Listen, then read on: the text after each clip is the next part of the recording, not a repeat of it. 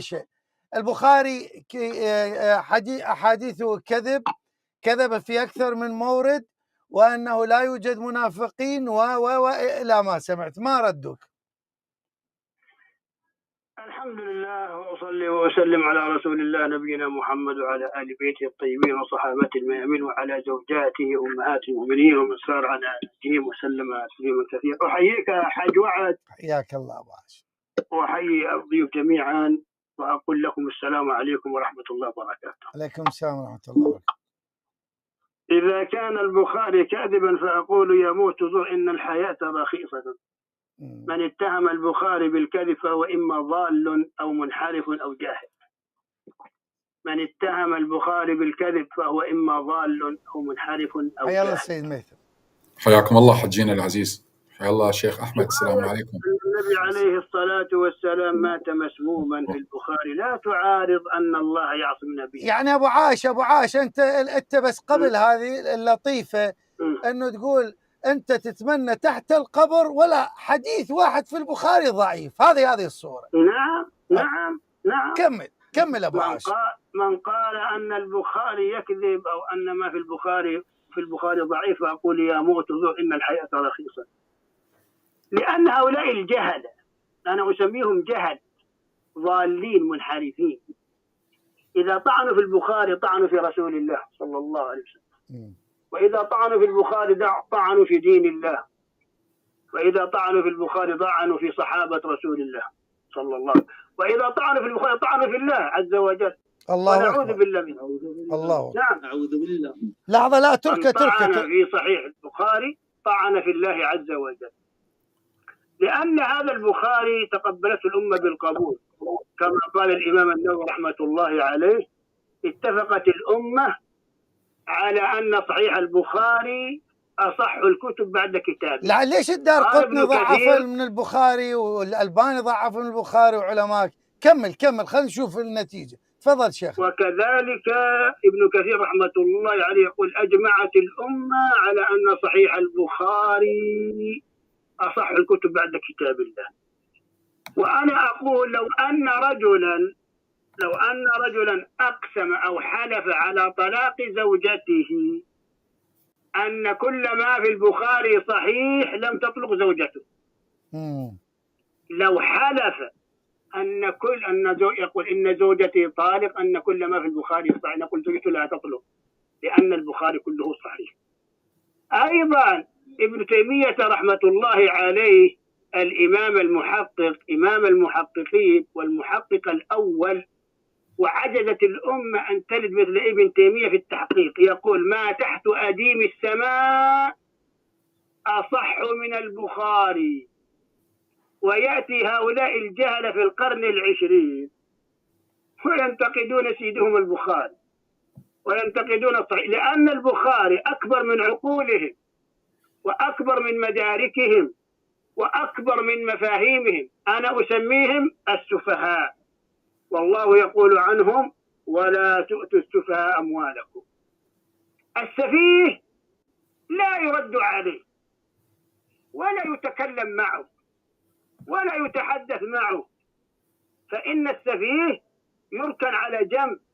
إذن والله عز وجل نهى عن ذات السفيه ماله. هذه فهمناها الأولى شيخنا. يقوم يصلي ركعتين للبخاري، هذا أبو عائشة، هذا الرجل ما بقي إلا أن يقوم يصلي ركعتين أو يقول أنا ما كملت. لا بس لحظة، هذه النقطة وصلت. لحظة أخواني، لا أحد يقاطع.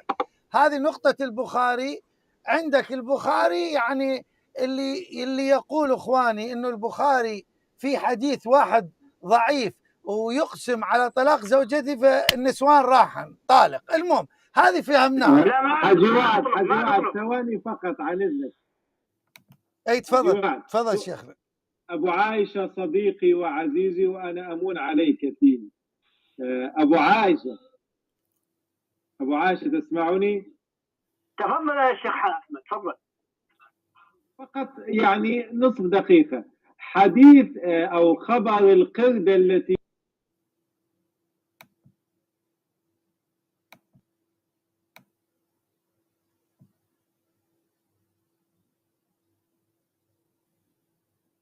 هؤلاء الذين يطعنون في البخاري في كل أحاديث نحن نعرف ما يقصد البخاري. هذا الحديث تحديدا ما إشكالك فيه؟ طيب صحيح، يعني عندك صحيح يقول لك صحيح عندك. شوف يا شيخ أحمد بارك الله فيك، قصة القردة ورجل يا أبو عاشر تجاوبنا، احنا ما قلنا لك القصة صحيح ولا لا؟ قول، أنا أدري بك شجاع شيخنا.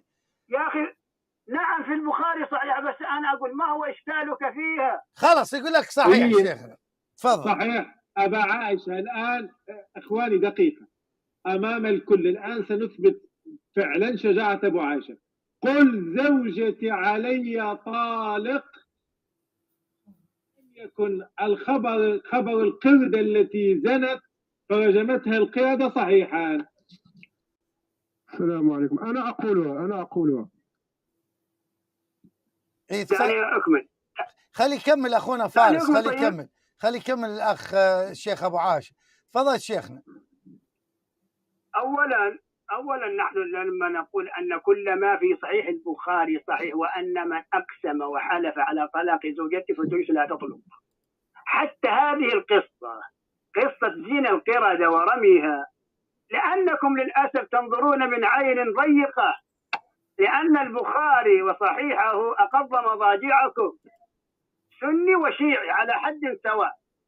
صحيح، قصة القردة هذه أقضت مضجعي صحيح.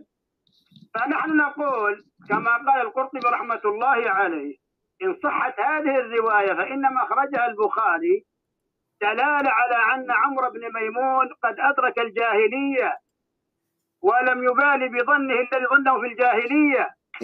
يا أبو البخاري شيخنا أبو عاشر، شنو قصة القردة يعني باختصار حتى الناس تفهم إيش يعني قردة؟ شو رأوا قردة تزني بقردة فرجموها، هذه تلخيص الرواية.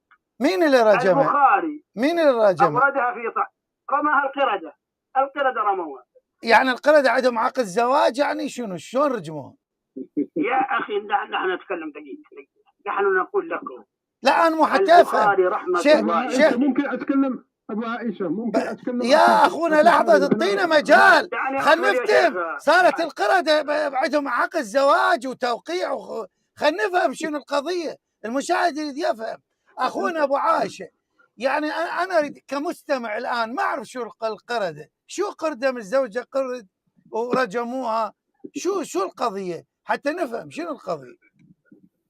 يا إخواني أنا أقول لكم ادرسوا صحيح البخاري وافهموه، وافهموا الروايات التي فيه، وافهموا تراجمه، وافهموا ماذا يريد من هذه الرواية وإرادها.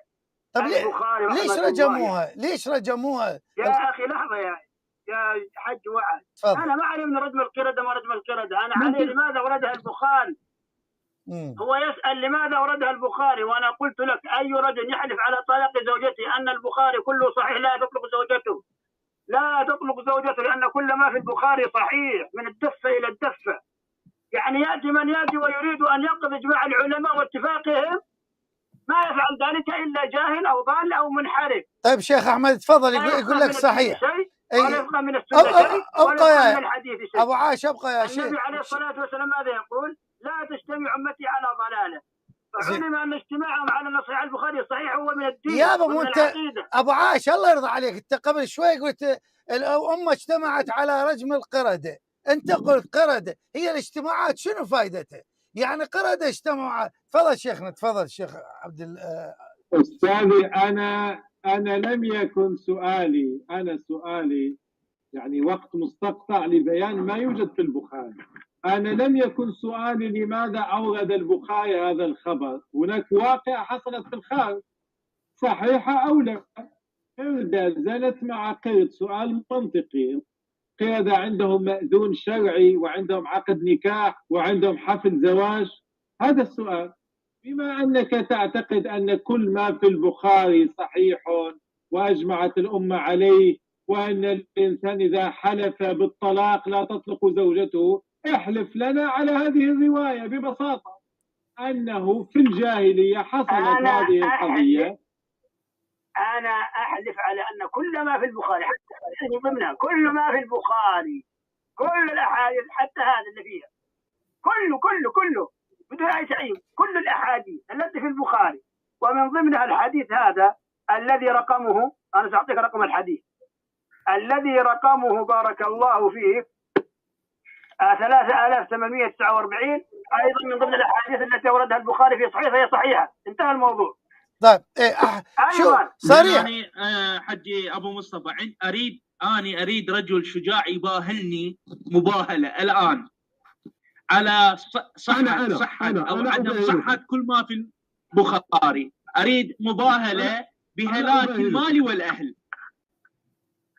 هل ينبغي لي احد من هؤلاء يباهلني على هلاك المال والاهل؟ يعني ماكو عز بعد، يعني هذا على صحة ما في البخاري أو عدم صحته. يعني هذا الأخ، هل يوجد رجل شجاع يباهل؟ يعني أخ سني يطلب مباهلة الأخوة السلفية حول البخاري. يا أخ فارس أنت يلا خلي يباهلني، يلا الآن نباهل.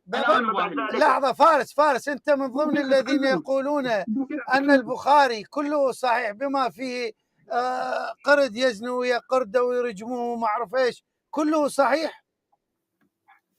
أنا أتحدث عن الحديث الذي تكلم عن القرد، حديث القردة. أقسم بالله، وهذا القرآن وهذا المصحف الذي الآن أمامي، أقسم بالله الذي رفع السماوات والأرض أن هذا الحديث صحيح. وأقسم بالله أني شاهدت فيلما في قناة نات جيوغرافي، فيلما عن الحيوانات وخاصة حلقة عن القردة. وجاء في الفيلم وبالتصوير حالة جنسية بين قرد يجامع قردة، وعلق المقدم على أن هذه الزمرة من القردة لها حاكم يحكمها ويسيطر عليها، لا يأذن لأي حالة جنسية بغير إذنه. أقسم بالله أني شفت هذا الفيلم وأني تفرجت في هذا الفيلم. ماشي حتى نفهم. الله الذي رفع السماء. ومن أراد المباهلة فأباهل. ماشي، من أراد المباهلة فأباهل على هذا الحديث. لا بس حتى نعرف، بس بابا اعطينا مجال حتى نعرف احنا الآن. يعني انت يا حاج بس يا اخي، مو هذا معلومة جديدة الناس تسمعها، بس خلي احرر المصدر. بس ابن تيمية بين ذلك، ابن تيمية المحقق بين ذلك وقال لا يمتنع أن تكون القصة حقيقية، هذا كما قال، والظن الذي ظنه عمرو بن ميمون صحيحا، فعالم الحيوان عالم مليء بالعجائب والبدايا. وقد قال العرب قديما ليس شيء يجتمع فيه الزواج والغيرة إلا الإنسان والقرد، ليس فيه شيء يجتمع فيه الغيرة والزواج إلا الإنسان والقرد. هذا عيون الأخبار لابن قتيبة. بل قال ابن تيمية ومثل ذلك قد شاهده الناس في زماننا في غير القرود حتى الطيور، هذا في مجموع الفتاوى. فعالم الحيوان عالم غريب وعجيب تحصل في مثل هذه الأمور. يعني وأنا زواج الحيوانات من بعضها.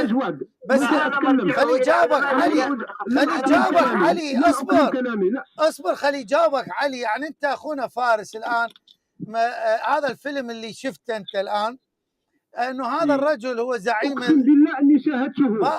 انا ما كذبك يا حاج وعد. خليه حاج وعد، خليه. هو انا عندي فد شيء يعني يحسن الموقف حقيقي. انا حسيلك سؤال فارس، اسمع لي. بس الان نحن على صح حج وعد على الفضائيه، صح؟ ان شاء الله نعم. اي انا اقول من يباهلني فارس؟ من يباهلني فارس؟ لا من يباهلني؟ احنا ما نريد الان الان اباهل. نبدا بالمباهله. لا اخ علي، نبدا بالمباهله. اخ علي، البرنامج اسمع البرنامج يا بطينا مجال. البرنامج مو للمباهلات، لكن اخ علي انت تقول فطرتي ودليل القرآني ينفي أن يكون البخاري صحيح وأنت سني. اسمع لي حج وعد. أني العمدة اللي عندي الكتاب الوحيد الذي بين دفتيه كله صحيح من غير نقص أو زيادة، كله صحيح، ومن شك بحرف من حروفه بنقص أو زيادة فهو كافر. عندي فقط القرآن الكريم. القرآن الكريم. طيب إذا أنت لا بس أنا عندي سؤال أرجوك أبو مصطفى، سؤال بسيط وصغير. يلا تفضل لأن أريد التليفون. تفضل. نعم ما أعرف. تفضل. فارس، الله عز وجل ماذا يقول في سورة الليل؟ يقول حافظ سورة الليل أو الآيات الأولى منها أول 3 آيات. ماذا يقول؟ تأخرنا على الشيخ أحمد والسيد ميثم. ماذا والليل يقول اسمع، والليل إذا يغشى والنهار إذا تجلى. ممكن تقدر تكمل الآية الثالثة تقراها؟ فارس. أنا لم أقف على الصورة. لم أقف على الصورة. ما تقرأ. ممكن اسمع، والليل إذا يغشى والنهار إذا تجلى والذكر والأنثى. صحيح؟ صح. اسمع، والذكر والأنثى. ما مراد من سؤالك؟ هكذا في البخاري ومسلم، والذكر والأنثى. أما في كتاب الله وما خلق الذكر والأنثى، أيهما صحيح؟ في البخاري والذكر والأنثى، وفي كتاب الله وما خلق الذكر والأنثى، أيهما صحيح؟ يلا جاوب. أيهما صح؟ جاوب. صح. لكن أقف على رواية. لا جاوبنا. ما سمعت. العفو، ما سمعت. فارس عيد الجواب. أيهما صحيح؟ أنا جاوبتك. قلت لك القرآن هو أصح. القرآن هو أصح. بس البخاري حديث صحيح مسند يقول والذكر والأنثى. حديث صحيح مسند. طيب يعني أيهما الحق؟ أيهما الصحيح؟ الآن تسلمت. الآن البخاري الآن بعد أن سألك الأستاذ علي العراقي السني سلمت إنه البخاري هذا الحديث لا يسلم من الضعف. طيب شيخ أحمد سلمان تفضل شيخنا تعليقك على ما دار. تفضل. حجواد ممكن أكمل حتى لا تتباهل، حتى مرة ثانية تتورط. ترى المباهلة مو شيء سهل. شكرا أستاذ علي. شكرا أستاذ علي. تفضل. لا شوف يا أخي اعطي مجال للشيخ. أنا لما طلبت بالمباهلة لم أكمل بفضلك من فضل الأستاذ وعد. تفضل. أنا لم أكمل كلامي. أنا لما قصدت بالمباهلة على هذا الحديث، حديث القردة. هذا لا يمنع أن يكون ذلك مجتمع لهم بعض الخواص وبعض، كما أخبر الله عز وجل عن الغراب الذي يواري سوءة أخيه، كما جاء في أحد. يعني أنت تعتقد أخونا، يعني أنت تعتقد أن الرجم كان موجود وفي عقد زواج بين قرد وقردة وعقد، وهذا هذا في تفكيرك يعني تعتقد. أنا قلت لك أنا أؤمن بما صدر عن النبي صلى الله عليه وسلم إذا صح السند. أدري هم رجموها لأن لم يتعارض. بابا اسمعني إذا صح السند. اسمعني. نعم. يعني هم رجموا القردة لأن أخلت بعقد الزواج، خانت زوجها، صح؟ لا ليش؟ لم يكن هناك. اسمع أنا قلت لما شاهدت فيلما على هذه القناة العالمية. الآن احنا قناة أفلام. ايش فيك أنت؟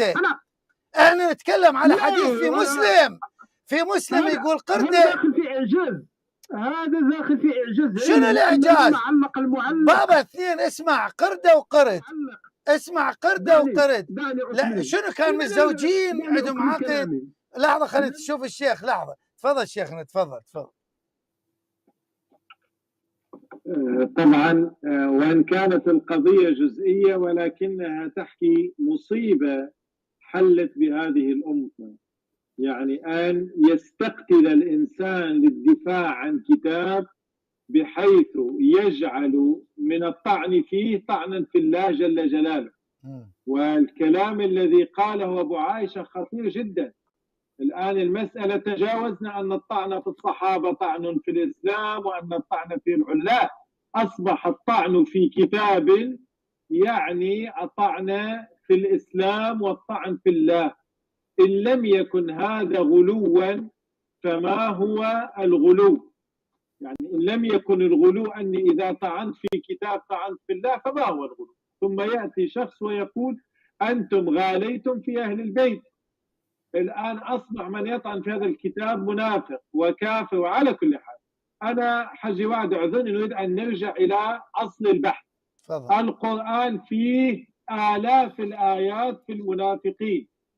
من هؤلاء المنافقين من حاول اغتيال النبي صلى الله عليه وآله في عقبة تبوك.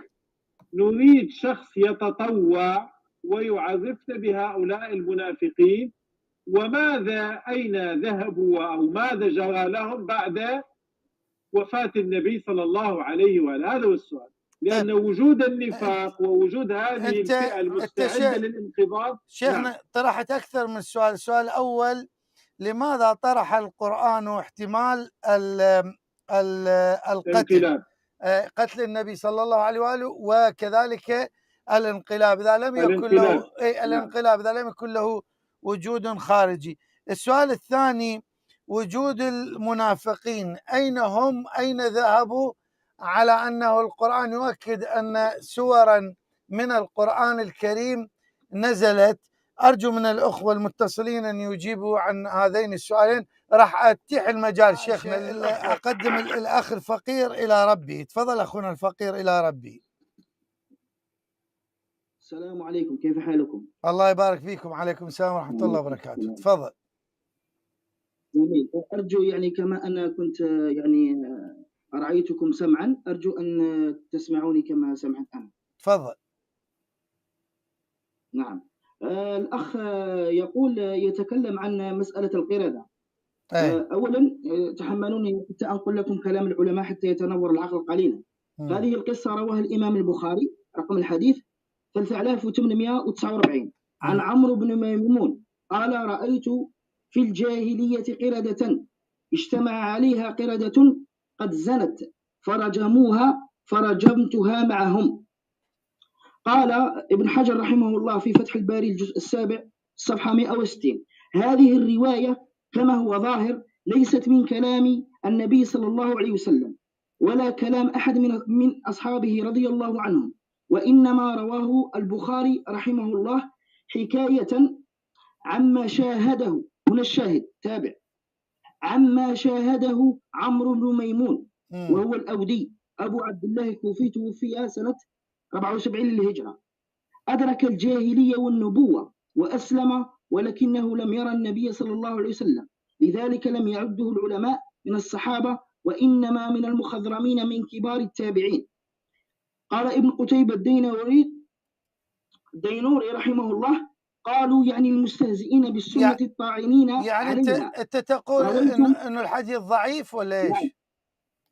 لا سمعني، يعني اسمع الشرح حتى تفهم.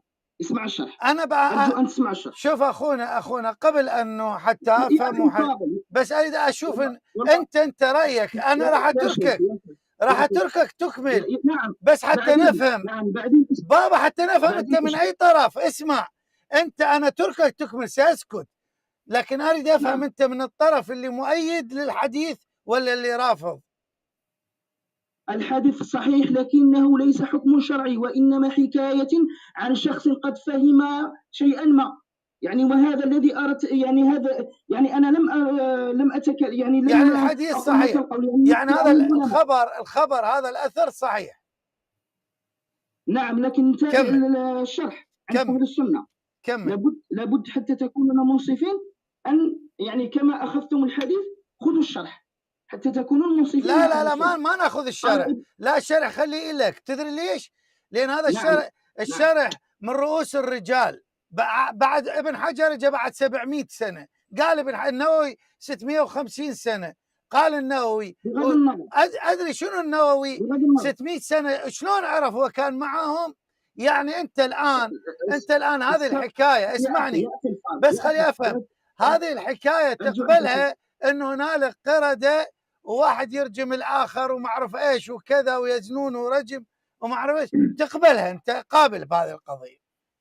يا أخي الجواد نعم ليس حكم شرعي، ليس حكم شرعي. الجواد يعني أنتم لا لحظة أخونا، تفضل يا أخواني. شوف أخونا بعد إذنك اخواني الان اعطيك شيخنا، بس اسمعني اخواني. هو الان هذا الاخ الكريم المتداخل شنو يريد يوصل لنا؟ يقول انتم ما فهمتم القصه.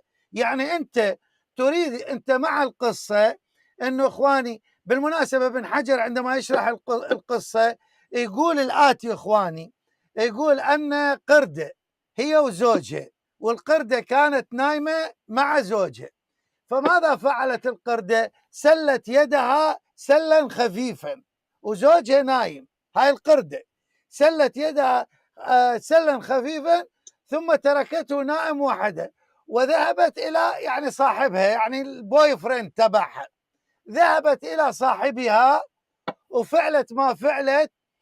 جاءت مرة أخرى وأيضا سلت يدها وتنام إلى جانب رجله. زوجها، أسولف لكم القصة، زوجها شمها، من شمها بدأ يصيح، قالهم يا معودين يا ناس يا معودين، هذه القردة زنت، جاءوا فرجموها. هذا عمرو بن ميمون يقول ايش فيهم ذول القردة؟ يقول يجنونهم. هو هم لزم حجار وبدأ يرجم وياهم، يرجم ويا القردة. يعني اليوم إذا شفت لك ديك ويا دجاجة لازم نطلب عقد الزواج أو نرجمهم. تفضل شيخنا تفضل. يا مولانا، العجب ليس في القردة ولا في البخاري. عجبي تحدثنا على نقاط قلنا أنها نقاط محورية في تاريخ الإسلام، منعطفات في تاريخ الإسلام. نتحدث عن محاولات لاغتيال النبي صلى الله عليه وآله، نتحدث عن قتل للنبي صلى الله عليه وآله. كل هذا تركوه، ذهبوا لموضوع القردة دفاعا عن البخاري. في طريق لتصحيح موضوع زواج هذه القردة من هذا الشيخ وزنا القردة مع ذلك الشاب ثم الرجم، كل هذا ليجل تصحيح البخاري، ولا علاقة لهم برسول الله ولا بما جرى عليه. أهم شيء البخاري صحيح، أهم شيء البخاري لا مطعن فيه، أهم شيء البخاري يبقى كتاب أجمعت عليه الأمة. فيما بعد أستاذ وعد يقول يطرح مادة علمية، مصيبة حاج وعد، مصيبة. ما أخذ فرصة في الكلام يا شيخ أرجو أن تعطيني حق. تفضل تفضل تفضل ما أخذ حقي في الكلام يا حاج وعد. تفضل. قال تابعني يعني الآن إذا أشكلت يعني الكلام العالم موجود على كل إشكالاتكم. اسمع، قال ابن قتيبة الدينوري رحمه الله، قالوا يعني المستهزئين بالسنة الطاعنين عليها، رويتم أن قرودا رجمت قردة في زنا، ونحن نقول في جواب هذا الاستهزاء إن حديث القرود ليس عن رسول الله صلى الله عليه وسلم ولا عن أصحابه، وإنما هو شيء ذكر عن عمرو بن ميمون، وقد يمكن أن يكون رأى القرود ترجم قردة فظن، هنا الشاهد، تابع هذا الكلام، وقد يمكن أن يكون رأى القرود ترجم قردة فظن أنها ترجمها لأنها زنت، وهذا لا يعلم أحدا إلا ظنا، لأن القرود لا تنبأ عن أنفسها. زين احنا ايش قبضنا؟ أدري احنا ايش قبضنا الآن؟ نعم. شنو نستفاد إذا واحد يروي لنا هو رأى قردة ورجمها؟ أنا شقبض؟ أنا هسه الآن أنا بعد 1400 بابا اعطيني مجال، بعد 1400 سنة أنا شنو اللي أقبضه؟ البخاري راوي لي قردة زنت ويا قرد ورجمهم، شنو الخبر ايش؟ يا أخي الفاضل، البخاري روى حديثا حكاية ليس حكما شرعيا. زين أستاذي أنت من الجزائر والمغرب، يعني صح عنده الحديث فنقله، وقل أن هذا الله يخلي الحج وعد. نعم أستاذي أنت من الجزائر والمغرب، علشان كرد وكذا يعني في حق، يعني لم تعطوني حقي حتى لا أتمم يا عمي الآن فهمنا المنافقين وين راحوا؟ يا أخي الفاضل ترك المنافقين وتلب لي بالقردة. نعم سآتي إلى الكلام. يروح للمنافقين. خليني معك شوية حاج وعد. تفضل شيخنا تفضل. تسمعني أستاذي تسمعوني؟ يعني دعني أتمم كلامي ثم خلي يتكلم وياك الشيخ. تسمعني اي تفضل. تسمعني يا أخي الشيخ هنا تسمعني أنت تسمعني الآن. هذا الشيخ ميثم فقير إلى ربه. اسمع الشيخ أنت ميثم. تسمعني الآن تسمعني. نعم تسمعني الآن. نعم. ماذا؟ أنت الآن تريد أن تدافع عن البخاري صحيح؟ لا لا لا لا لا يا أخي، نحلل الرواية ثم نتكلم عن البخاري رحمه الله. نحلل الرواية. عزيزي لحظة عزيزي لحظة عزيزي. لا عزيزي اسمعني. لا شوي. أنت الآن الغرض من كل هذا ستدافع عن الرواية لأنك في صحيح البخاري، يعني حركتك غيرتك على البخاري صحيح؟ يا أخي الفاضل، أين البخاري؟ أنتم تريدون الطعن في صحيح البخاري بهذه الروايات التي البخاري. نعم. إذا عزيزي أنت الآن من دافع غيرتك على البخاري تريد أن تدفع طعننا وشبهتنا صحيح أو لا؟ لا اسمع أخي الفاضل قلت أن عزيزي جايني ولو بمقدار بسيط. عزيزي جايني بمقدار بسيط. الآن أنت هذا الحماس ما شاء الله تبارك الله أخذتك الغيرة والحمية على صحيح البخاري. عزيزي نحن لنا ساعة نتحدث أن النبي قتل، نتحدث أن المنافقين حاولوا اغتيال النبي، نتحدث عن عدد كبير من المنافقين قاموا باختراق مجتمع المسلمين. لم تأخذك الغيرة على النبي وأخذتك الغيرة على قردة زنت. عجيب ترى هذا الأمر. هذه مشكلة. يعني لم تهتم ولا 1% فيما ذكرناه حول ما جرى على رسول الله شيخ أحمد وما فعل المنافقين برسول الله. شيخ أحمد والله العظيم هي هاي الأمة لما تركت النبي محمد صلى الله عليه وآله وأهل البيت وذهبوا إلى سقيفة بني ساعدة، اليوم أيضا تركوا النبي وراحوا للقردة. يعني نفس القضية. سبحان الله، 1400 سنة ولا زلنا مع القرود، لا زلنا الله وحيك مع القرود. يا عمي الآن الشيخ الله يرضى عليكم جابوا الشيخ يقول لك بابا في آيات نزلت في القرآن الكريم. يا معود الله يرضى عليك اسمعني شو ساعة من وقتك اسمعني قربة إلى الله. يقول لك إنه في آيات، اسمع، في آيات وفي سور للمنافقين. يعني إذا حسبنا المنافقين فد 2000 منافق، يقول لك يا أخي الكريم فارس ولا ما أعرف الاسم الكريم، يقول لك أين ذهب هؤلاء المنافقون؟ 2 يقول لك إنه أفإن مات أو قتل أو بمعنى بل، وذكرت لك الآيات وعلمائك يقولون يعني بل قتل. زين، يقول لك الآن النبي محمد صلى الله عليه وآله ثم قتل مات موت طبيعي. جاوب على هذا الله يرحم والديك واترك لي القردة بفد واروح لك. تفضل. يا أخي واحدة نمشي واحدة. يعني أثيرت المسألة، لابد أنك تقبل القول المخالف، لابد أنك تقبل، لأن هذا الإنسان العاقل يبدأ بالأهم ثم المهم. هل الأهم عندك القردة؟ طيب أسألك سؤال. أنا يعني المتكلم معي الآن كونك تتكلم على صحيح البخاري. طيب جميل جدا، صح، كونك تنتقد صحيح البخاري جميل جدا. أعطيني شروط البخاري رحمه الله في قبول الحديث. يا بدروح شروط البخاري المعاصرة واللقية وأن يكون ضابط. تفضل شيخ. لا أجاري حجي وعد.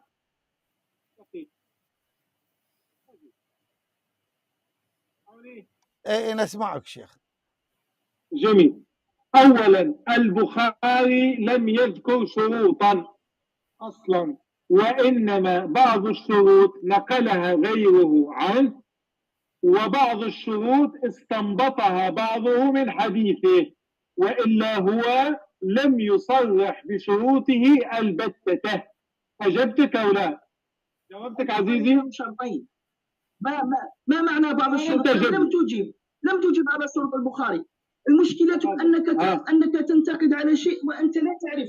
يا عم الناس الآن تقول سؤالك الثاني ما هو؟ الناس الآن تقول عندكم البخاري أهم من رسول الله. أنت الآن عندك القردة والبخاري أهم من رسول الله. تركت رسول الله ورحت للبخاري. شروط البخاري عم نريد شروط النبي قتلوه. ايش فيك أنت؟ وين المنافقين؟ جاوبنا تفضل. كذلك لدى الشيعة عندهم حمار نوح الذي قال بأن جد عزيزي أنا أجبتك، لماذا لا تجيب أنت؟ أنا أجبتك عزيزي، أنت سألتني أجبتك، الآن أجب عن سؤالي. ممكن نفترض كما قلتم أن كلامكم يعني النفاق. شوف أخونا أنت لا تهرب من الموضوع يا أخي، مو أنت مكرم. إحنا الآن سألك الأخ، الآن راح وياك إلى موضوع البخاري. شيخنا إذا تسمح لي أخي الكريم، أنا دونت سؤالين. أخي الحبيب اللي معانا على الخط، دونت سؤالين لسماحة الشيخ. السؤال الأول: لماذا طرح القرآن احتمال الانقلاب؟ تفضل جاوب. ممكن أجاوب أنا؟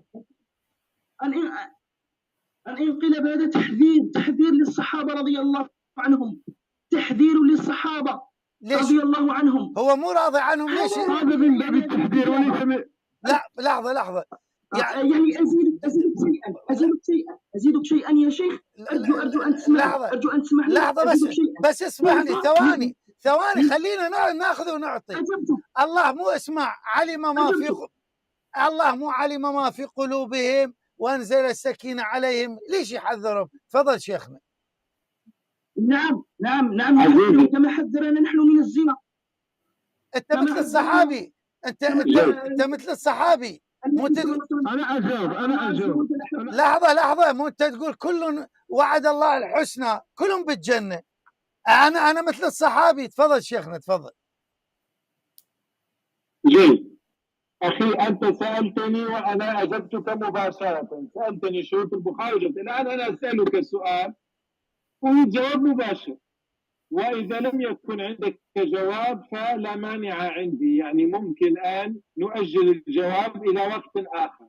سؤالي عزيزي: النبي صلى الله عليه وآله تعرض لمحاولة اغتيال في العقبة، تعطيني أسماء الذين حاولوا اغتيال النبي؟ تفضل. لماذا لا تعطيني المجال للكلمة؟ إلا نزلوني، أنا أفضل ساكت على طول. أنت منو، فارس ولا الثاني؟ تفضل يا شيخ أعطيني. أرجو منك أن يعني في وقتي والله ما تحملتوني. أنا سكت وأنتم ما سكتتم في وقتي. قلت أنه الصحابة، يعني أجبتك على السؤال، قلت من باب التحذير. أنت قلت بلي وقر الإيمان.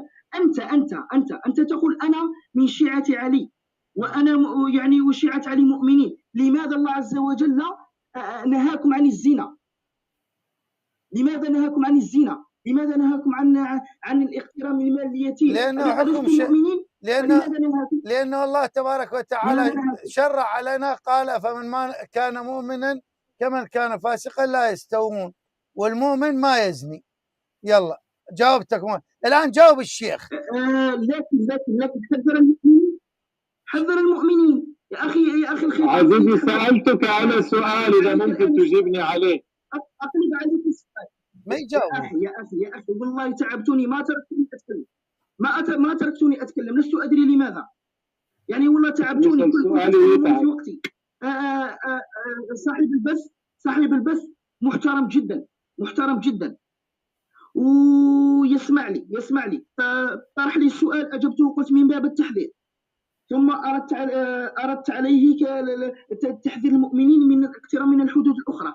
أنا الآن مما يدل أثبت لك أن أبو بكر الصديق رضي الله عنه وأرضاه، صديق هذه الأمة، أنه مؤمن، لأن الله عز وجل أثبت له منقبة في الغار، أثبت له منقبة.